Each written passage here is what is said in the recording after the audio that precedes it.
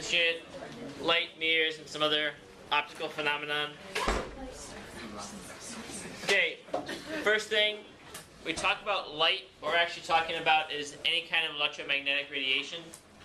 Electromagnetic radiation includes like X-rays, ultraviolet light, infrared, radio waves, microwaves, all that kind of stuff. And so light is just a generic term for all those things. Right, and light is the only self-propagating wave. Shh. So it doesn't need a medium to travel through. So like water waves need water to go through. Sound waves need air or some material to go through. Light does not need a material to go through at all. So light's the only thing that can travel through a vacuum. Or the only wave that can travel through a vacuum. And it's actually kind of its own medium. It's an electric field and a magnetic field. And the electric field acts as the medium for the magnetic field, and the magnetic field acts as the medium for the electric field. You guys remember kind of how electricity and magnetism interact from the unit of magnetism? If you have a electric charge going through a magnetic field, it experiences a force. Sound familiar? Alright, speed of light in a vacuum is 3 times 10 to the 8th meters per second, or 186,000 miles per second. Just so kind of some reference for how long and how far things take, so it's 8 minutes to get for light to get from the sun to the earth, and it's about 5 years for light to get from the nearest star to earth. So it's a light year is how far light travels in a year, so it's 5 light years to the nearest star, approximately. So if the sun suddenly exploded right now, we wouldn't know for another 8 minutes, because the light wouldn't get from it, wouldn't get there, so we couldn't even see it at all. If the sun exploded, yes, we would die. Brian? Wouldn't the shockwave travel faster than the light? No, nothing can travel faster than light. So you actually, so that's kind of an interesting point. Shh. Quiet, guys. Is not only can nothing travel faster than the speed of light, that includes information. So by the laws of physics, it's impossible to send information faster than the speed of light. Brian? So you can't like go twice the speed of light? You can't go twice the speed of light. Light. Well, according to our current laws of physics, it's not to say we'll never get around that, but theoretically there are ways around it, but nothing, they're all kind of weird by shortening space and things like that. Anyway, okay, light does slow down, however, in different mediums. So when light enters the atmosphere, it slows down. When it enters glass, it slows down. Usually the denser the medium it's traveling through, the slower it's going to go. What happens is, when light goes through the glass window, it hits an atom in the glass window, the electrons in that atom get excited and bounce up a couple energy levels, and they fall back down and re-emit the same light. Does that kind of make sense? So that happens every time it hits an atom, so that's why the denser materials slow it down more.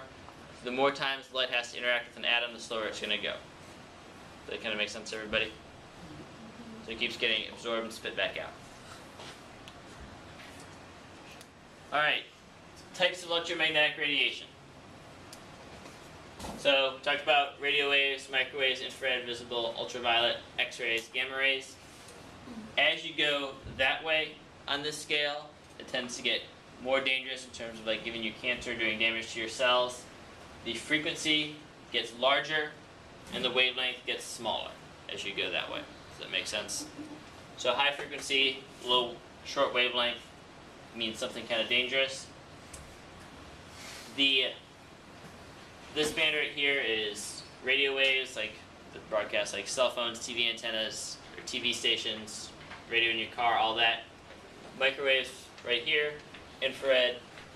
Visible, you see, is only a very, very small portion of the spectrum here. So what we can see is only like a kind of a fraction of what all electromagnetic radiation exists. One thing sort of interesting down here, do you see how there's this opacity? This is how like easily it goes through the atmosphere.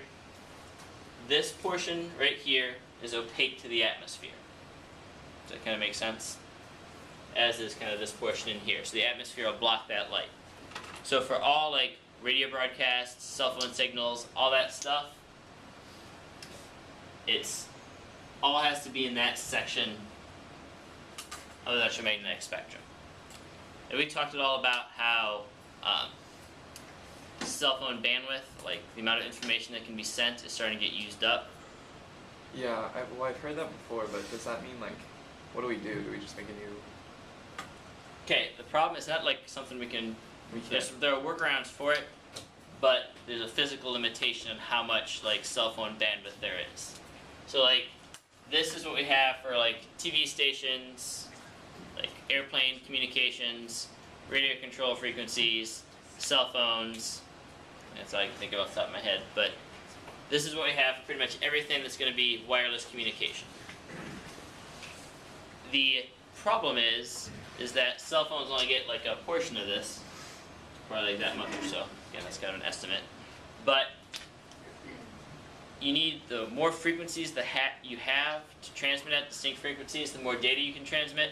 So the bigger pie you have here, the more data you can transmit.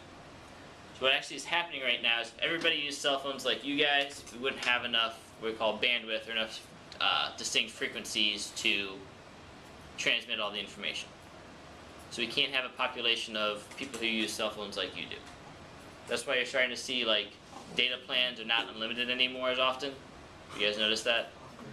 And the unlimited ones are more expensive, Elena? So what would happen, like, if we use too much of the bandwidth? Oh, there's a good example of what happens when you use too much of the bandwidth. You guys, what happens in like times of emergency? Panic. Is panic. What happens to cell phones? Does anybody know? Like what happened during 9/11? Jam up. There's essentially too many people trying to make calls. So like during 9/11, most cell phones didn't work because the lines got overwhelmed with everyone trying to make a call at the same time. You know, normally there's like 0.5% of people are actually on their cell phone at any given time. If that goes up to like 90%, the cell phone equipment is not equipped to handle that and it overwhelms the bandwidth. So if everybody's trying to download a movie at the same time, that's when you start getting into problems with things. What if everyone was FaceTiming over Wi-Fi? That would probably jam up the cell phone bandwidth as well. So there's I like to find a way. other thing that's kind of interesting is when it comes to cell phone bandwidth, a lot of times companies are doing it so that different times are charged different rates. Does anybody have a cell phone plan like that? Like it's unlimited, like from 9 o'clock at night till 5 o'clock in the morning. You can use as much as you want. But other times you have a limit. Yeah. Kind of unlimited. Just So like if you want to download a movie, you download it like between 9 and 5 in the morning, just because there aren't as many people on it, so it's not as big a deal to use up the bandwidth. You guys have any questions? So what's probably going to happen in your lifetime is, like I said, if everybody used them like you do, which will happen eventually, so like when you guys have kids, there's going to be a lot of people trying to download movies on cell phones and FaceTiming and Skyping and all that kind of stuff. What's probably going to happen is you'll see a move toward Wi-Fi more places. So you'll still have a cell phone probably to make calls over like the cell phone networks, but now you'll be using Wi-Fi to actually like download a movie or something like that or get on the internet. Does that kind of make sense? Do you ever get to like mass like times? You know what I mean? Like curfews, basically, where it's like no one can use their cell phone at this time otherwise. Like I said, I don't think that's ever going to happen because I think it's going to be a shift to Wi-Fi. Because you guys probably don't use you use the Wi-Fi network at school when you're here, right? yeah, I do. Mine jumps on automatically, so Yeah. it Michael, saves me some. Can I ask a question not totally related to this? well, it's never stopped you before. What's that little thing up there with the light blinking? That's the motion detector for the lights in the room. Like the Wi-Fi doesn't work in this room. It actually, it's more related than you might think, Michael. It actually uses radio waves to detect motion. Yes! That was all my plan. So how that works, remember I talked about the Doppler effect? That sends out like radio waves. And so when it senses when something moves toward it, the waves get shorter wavelengths that are going back. So it detects that and turns on the lights. Is that in every room? But Are those in every room? they're in all the science rooms down here. All the rooms got remodeled. Alright. Quiet. One more thing I want to mention is when you get to about here, that's when things start getting kind of dangerous with this. And at about this point, again I just drew this line on the board so it's not exact, but about this point as you get into ultraviolet, that's when you start having, the light has enough energy to split your DNA. So when you're it has enough energy to break the ionic bonds that hold your DNA together. So that's what can cause, this is how this sort of radiation can cause cancer. Anything back here cannot give you cancer. So that includes microwaves. So if your mother ever told you you're going to get cancer standing too close to the microwave, it is physically impossible for the microwave to give you cancer because of the microwaves. Pregnant mothers too, nothing. Nothing. It's shielded as well. So like, if you ever looked inside the microwave grate, like inside the microwave, there's like a little metal, Oh, like with holes in it. Because sometimes I try to hide from it because I'm not sure. I know that hiding is the best way if you're scared of something giving you cancer, but Laura?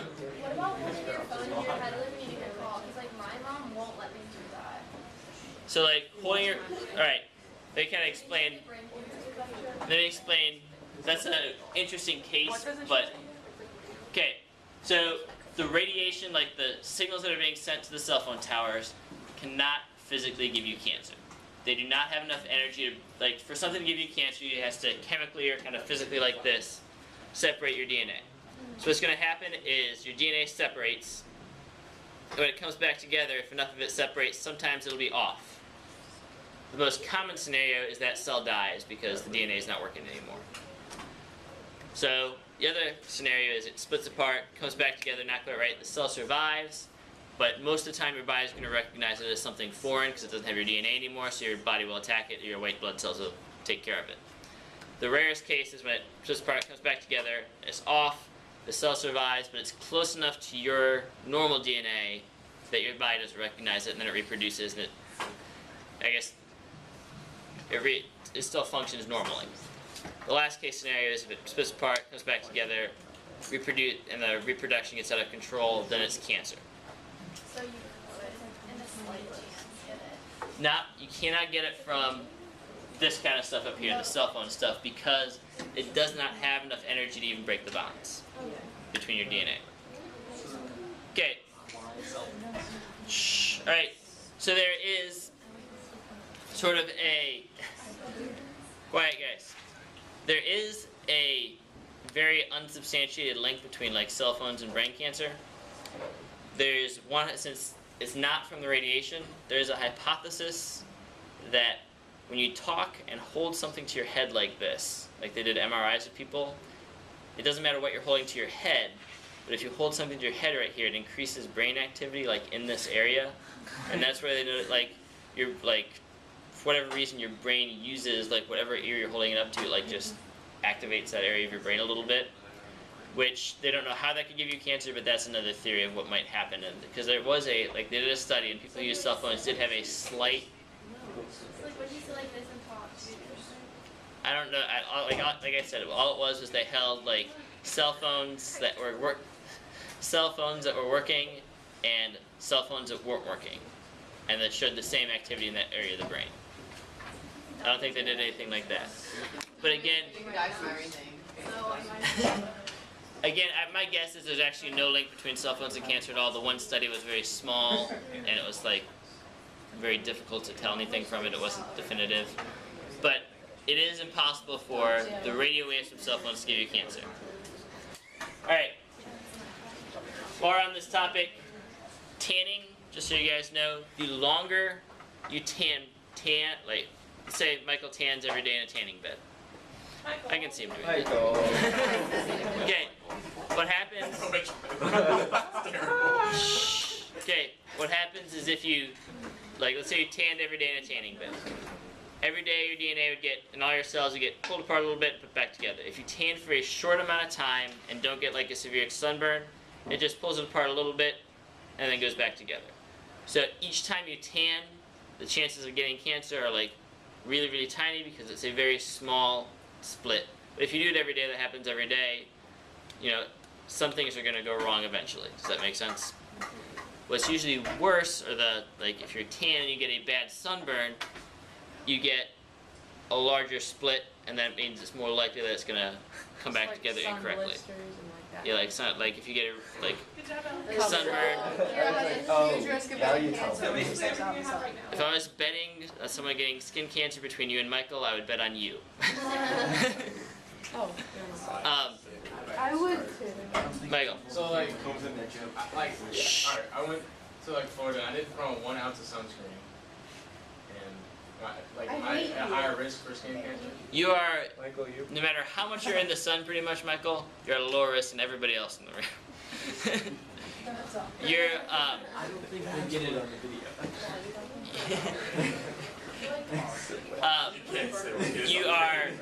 Michael, your skin has more pigmentation to absorb more of the ultraviolet light. So the ultraviolet light does less damage to your skin than Kira's, for example.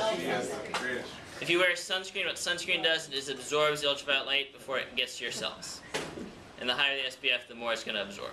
I heard it doesn't help you past like 35 though. Like, Really, after like 30 or 35, like if you get SPF 80, it's not a whole lot different than like. It just works longer. No, it doesn't actually work longer. What SPF means, it's called skin protectant factor. So an SPF like 10 makes your skin 10 times less likely to burn. So like you can stay in the sun for about 10 times as long before you start to burn. If you have 30, it's like 10 times or 35 times as long before you start to burn.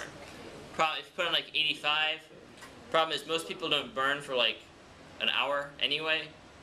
So like, well, so like, let's say a half hour. yeah, there you go. Okay, so if you're out in the sun for a half hour, if you go 10 times as long as that, that's 5 hours before you start to burn.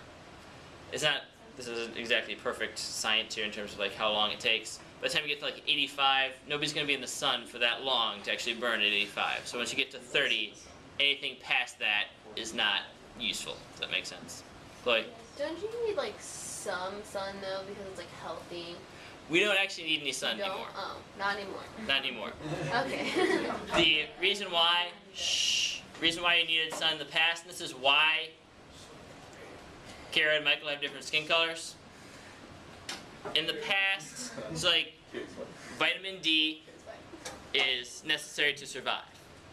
So when people moved from Africa to Northern Europe, the amount of sun they got was drastically reduced.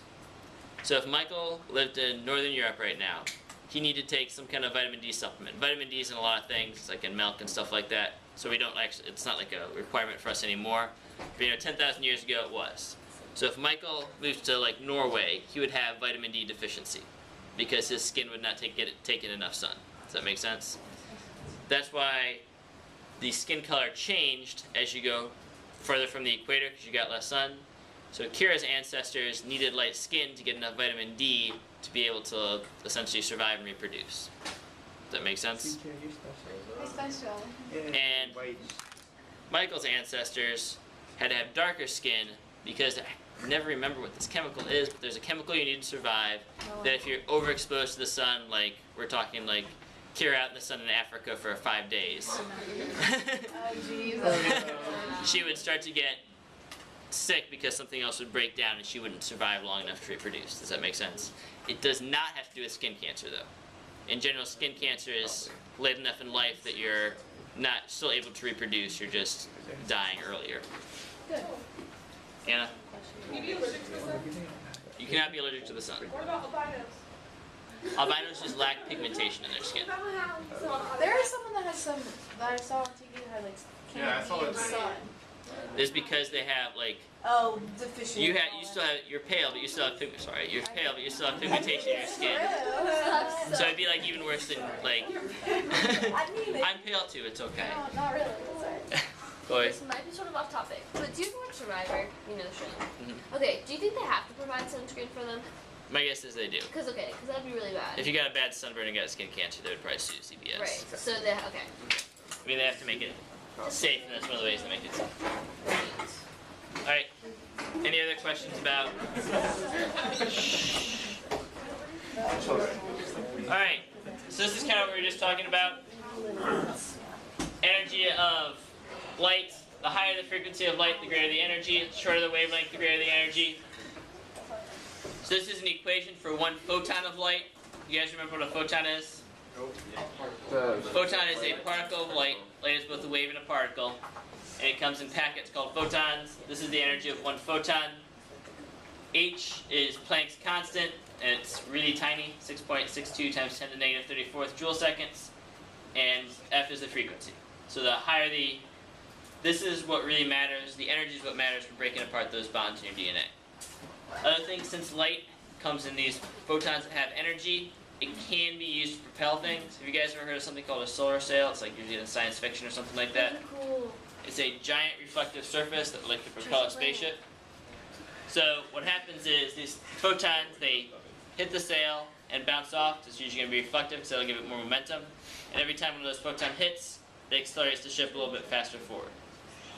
And because you're in the vacuum of space, there's no friction to slow it down. So every time a photon hits, it just keeps speeding you up. So if you started going pretty fast and the photons were hitting your sail, it would just get you going faster. Does that kind of make sense? The acceleration you'd experience would decrease as you got like further and further away from the sun and those photons hit, but you'd continue to speed up essentially indefinitely until once you're like far outside the solar system, it's not going to do much, but as long as you're near the sun, it's going to continue to propel you forward. Michael? Alright, so hear me out on this far-fetched scenario, but let's say man were to make it to Mars. Would their skin suffer because they'd be farther away from the sun? Well, the atmosphere on Mars is essentially non-existent. So you'd actually be probably exposed to more radiation.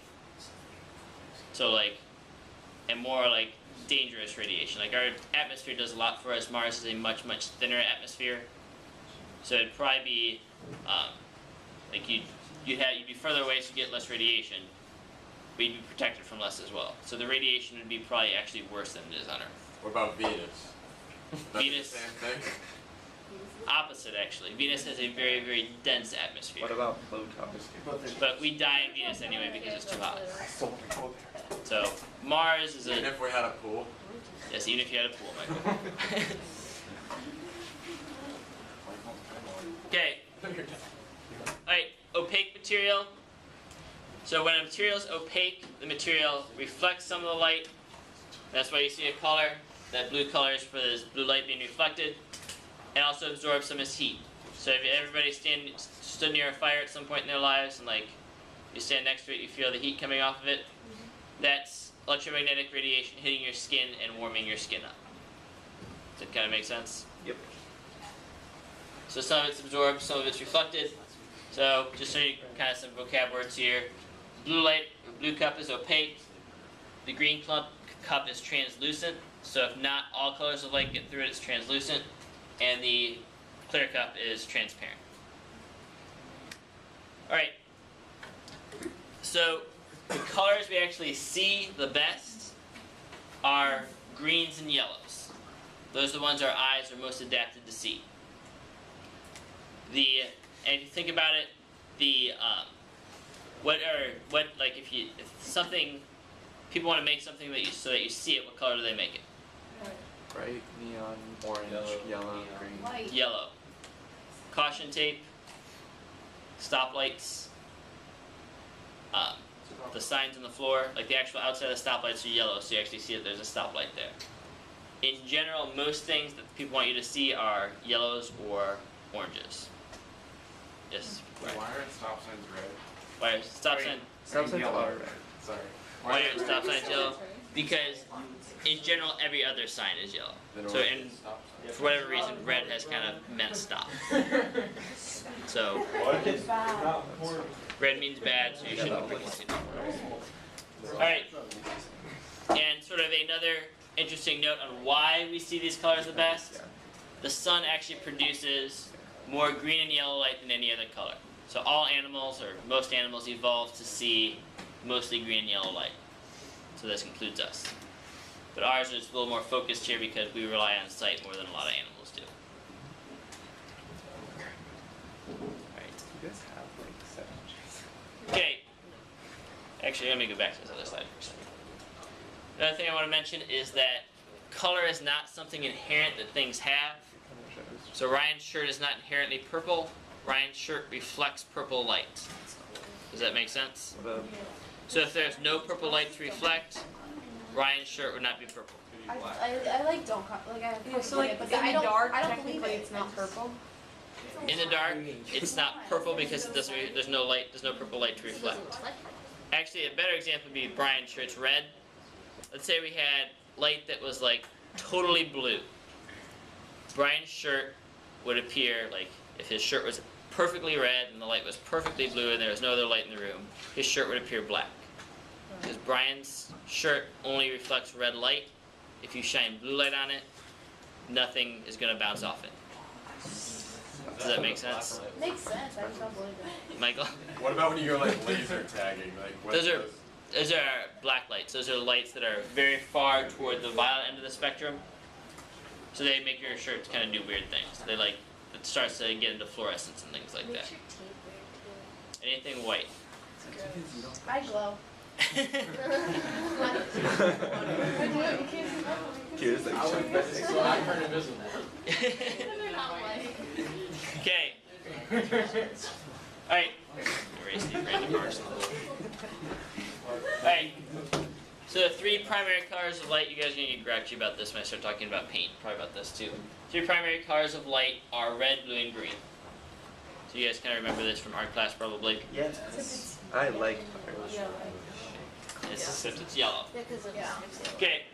So red and green light, when you combine them, will make yellow light. Green and blue will make cyan.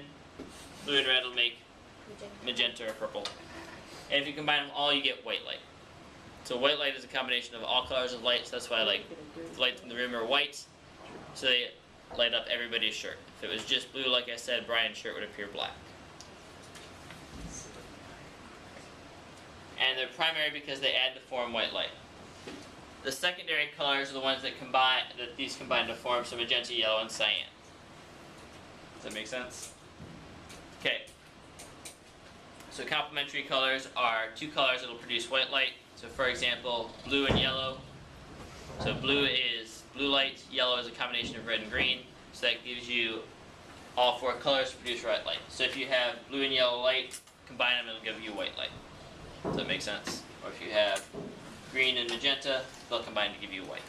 To get like green light or blue light, is it just a matter of putting like a filter? It's a matter of putting a filter.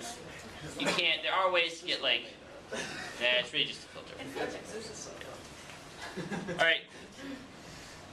Primary pigments.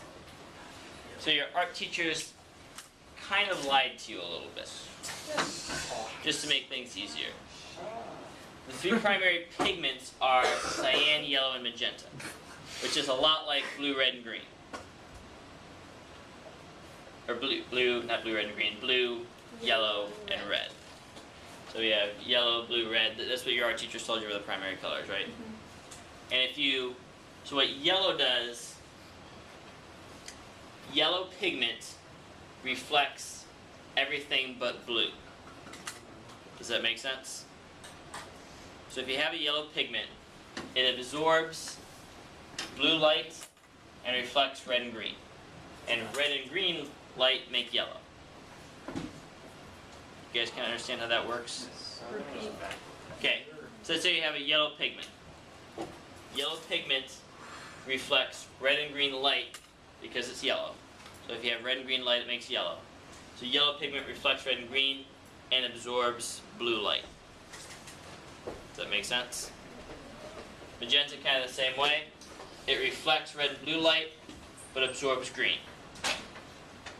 So if you combine yellow and magenta pigments, you're left with a red pigment because magenta absorbs green, yellow absorbs blue, so the only one left reflecting is red.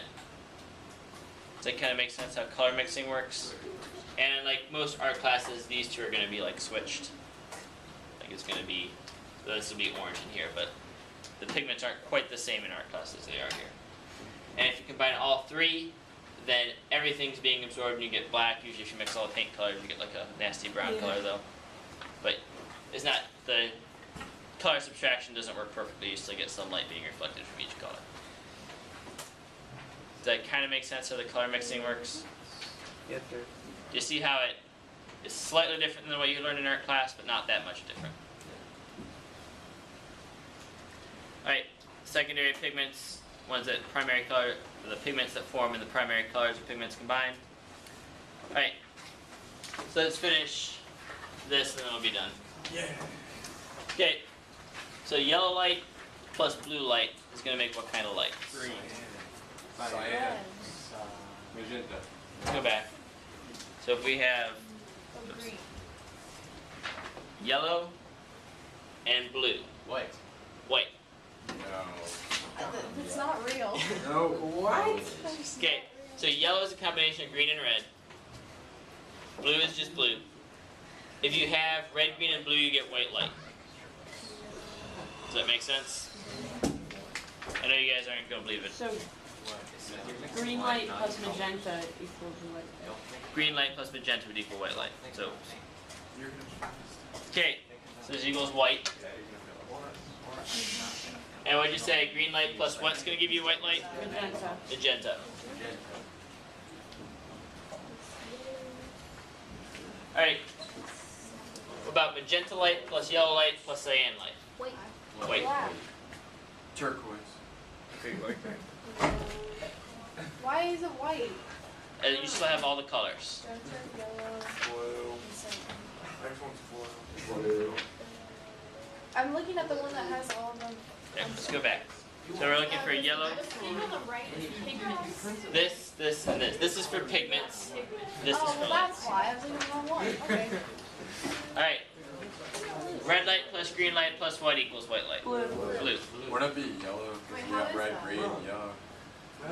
Why is that one black light? Red and blue. What? Like the one before is white light, but it's Go what? These are all light. Last one's magenta. So What's last one? these are the same thing. these are pigments. This is light. Something like this could be on a test. Multiple choice. All right. Red light plus blue light equals what? Purple.